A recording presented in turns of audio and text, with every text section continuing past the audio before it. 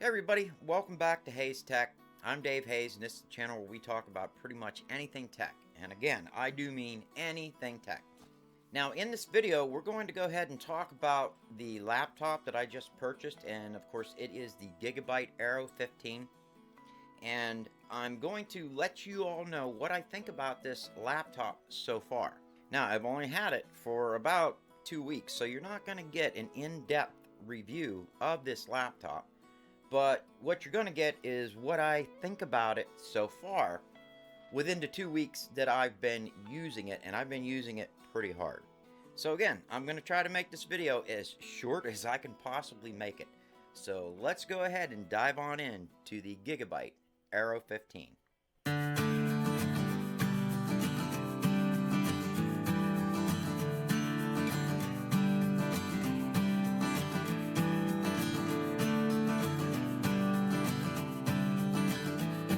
Alright, so what I'm going to do in this video is basically just go through what I think about the Gigabyte Aero 15 so far and try to give you guys some specs on it, okay? Now I'm going to be throwing in a lot of B-roll. I do have a camera on it right now so you guys can see it right here.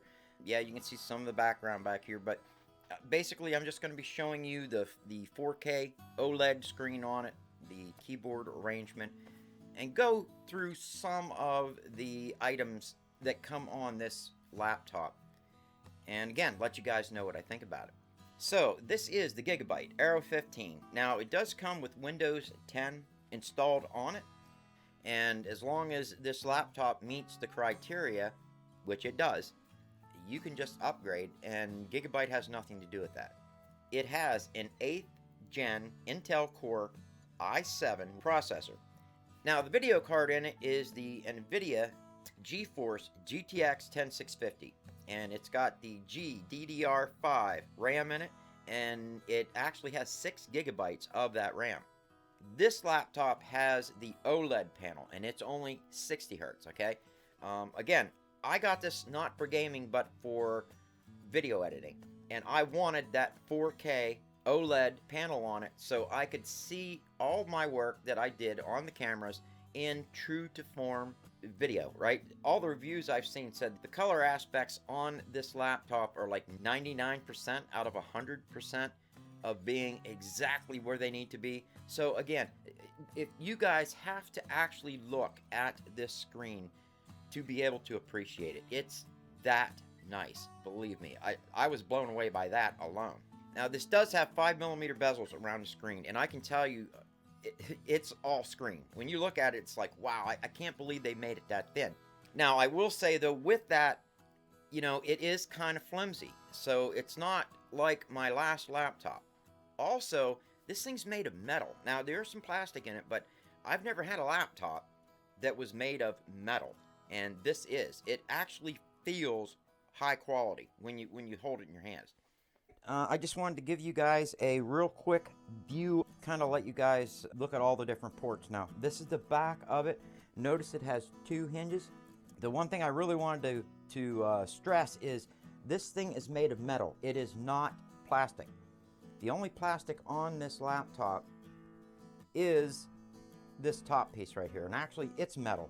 The keyboards are plastic. Yes, it's all metal and plastic construction. Now, before I power this up, I'm going to walk you around it. These are the air vents, which let air out.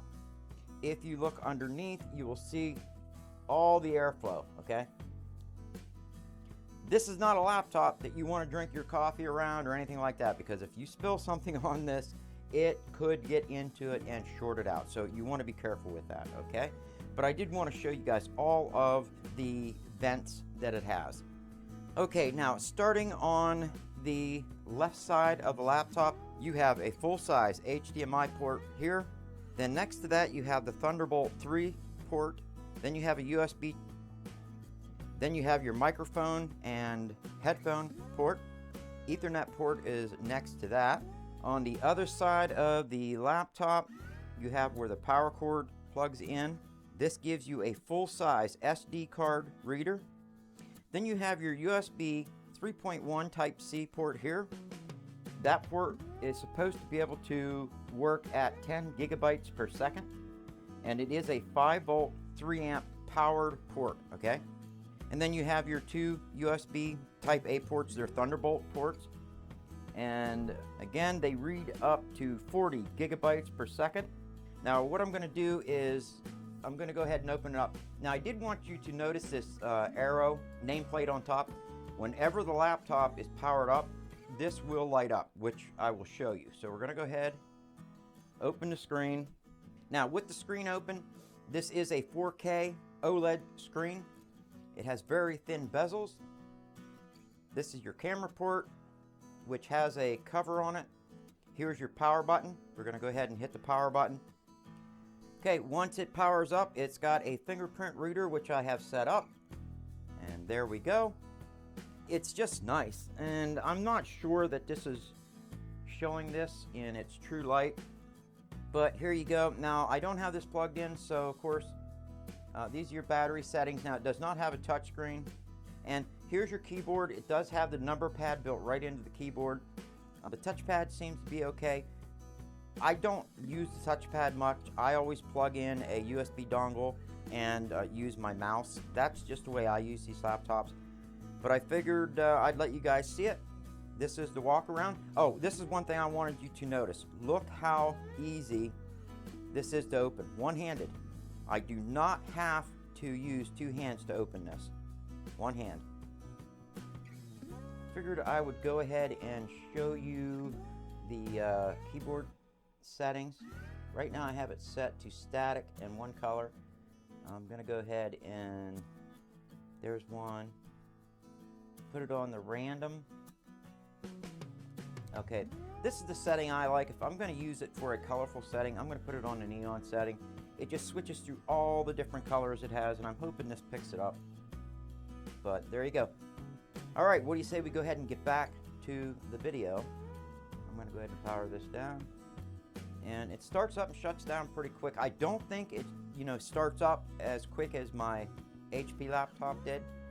But again, it works a little differently than my HP did. But all right, what do you say we go ahead and get back to the video? It's got a blazing fast M.2 PCI Gen 3 X4 SSD internal storage on this. And the lower grade, or the entry level, comes with a 256 gigabyte internal storage. This actually, I ordered this with actually 1 gigabyte. So that's awesome. Plus it's got an extra SSD slot in it. So you can upgrade and put another storage in it, or whatever you want that's an SSD. Now, it comes with 16 gigabytes of DDR4, and it's the 2666 megahertz versions of that. So if you want to upgrade your RAM, make sure that you are getting the 2666 megahertz versions, or they won't work in this, okay? To me, 16 gigabytes of RAM, DDR4, is good for me for right now. I've had no problems with editing so far. I am going to upgrade it to 32 though as soon as I get the funds to do that. And I'd also like to put another SSD in it, another terabyte, just to have a little extra storage on the laptop.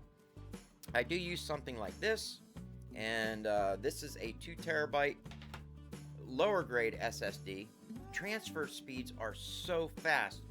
The actual bottleneck here is the drive and not the USB port. It does have a CNC machined chassis in it. So that's aluminum CNC machine. I've never had a laptop made of metal. They were all plastic in the past. So it's kind of a, a weird thing for me. I like it. It's a little heavier than what I thought, but actually I like that. It also comes with the Dolby Atmos for recording and stuff like that. I'm not so thrilled about the audio on this. It is what it is. Especially the speakers on it. I think they suck, but they get by. They do what they need to do. For me to do video editing and stuff like that, it gets me by. And that's all I needed to do. That's it for specs. Again, like I said, I'm not going to do a full review on this because, again, I've only had it for 2 weeks, but I'm going to give you my initial impressions on what I think about this laptop with the 2 weeks that I've used it for. And so far, I think it's outstanding. There are a couple things on it that I do not like. And we're going to get into that. The main thing that I don't like about this laptop is I can't use the editing program that I was so used to using, which was NCH VideoPad. And I don't know what it is about this laptop or the software on this laptop, but it just will not let me use NCH VideoPad. Hopefully NCH can find a workaround for that so it actually works on this computer, because I like using VideoPad for editing. What I'm using right now is I am actually using DaVinci Resolve. And for those of you who do any kind of video editing know that DaVinci Resolve is a very professional editing program. It's a little hard to get used to, and again, that's why I like NCH so much. But you know, it is what it is. And wow, I've noticed editing 4K videos that I'm dropping the files in, huge files, 20-30 minute long videos, dropping them in and just going to town. I don't have to wait, it just works, and I love that. The other thing that I don't care for too much is how floppy the screen is, okay?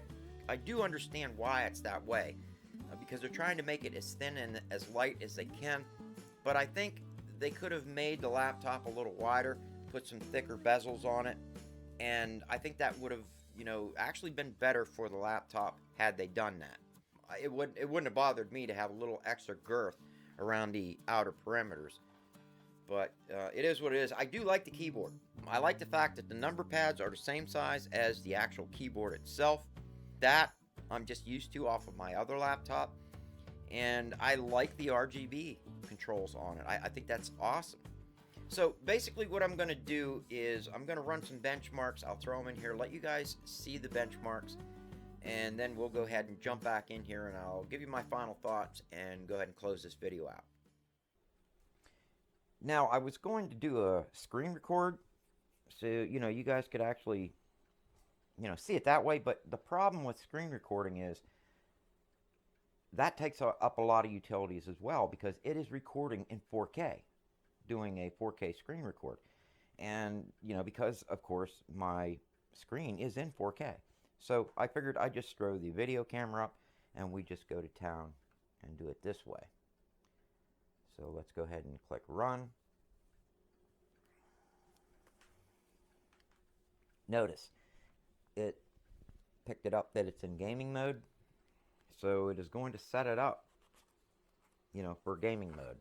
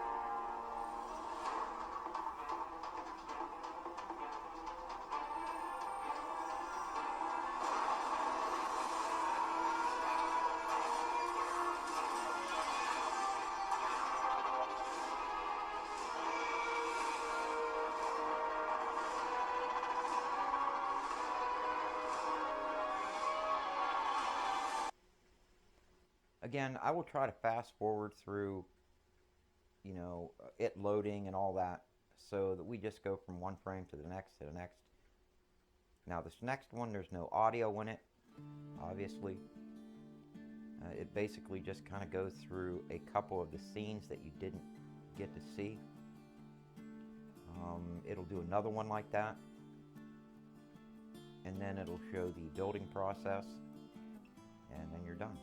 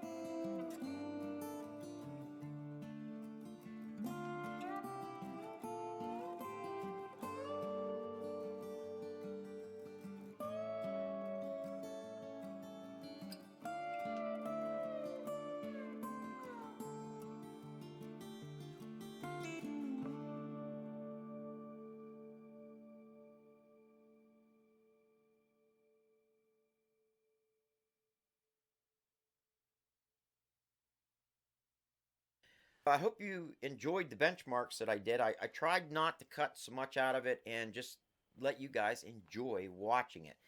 One other thing I want to bring up is don't expect this to get super high marks on benchmarks. This is not a gaming laptop. This laptop was designed around video editing, okay? That's what they made this laptop for. Will it game? Absolutely. I mean, the video card in it and the processor and just the laptop itself with the RAM in it will let you game. No problems at all. But is it, a top gaming laptop? No. I think Noah's laptop is better for gaming than my laptop. And we're going to do a video on that as well. I'll do a review kind of like this on that, initial thoughts, and then later on, after we've used it for a while, I'll let you guys know what I think of it as well as this one. Because after I use this laptop for, a while, I'd like to give it about 6 months for me to get used to it. I'm going to let you guys know what I think of it then, too. And one thing that I will not do is lie about this. I've got my money invested in this laptop. But one thing I did before I purchased this was I did a lot of research, and I checked into, I don't know, about, I would have to say 6 or 7 other laptops in this area. And I chose this one over those for a few basic reasons. And the number one reason was that display on it. It's got a 4K display and OLED. And again, the color range on this is so true to what their standards are. Again, they say 99 to 100%. Again, the colors on this and in 4K is just awesome. And I think that's what you need for video editing. Yeah, you don't need the 4K for gameplay. 1080p is fine. And you probably want a better, refresh rate and all that. But for video editing, it's doing a great job for me. So, that's pretty much it, guys. I hope you enjoyed this short, I hope it was short, video on the Gigabyte Aero 15. Be looking for my update video on this coming. I'd like to give it about 6 months. That's all I have.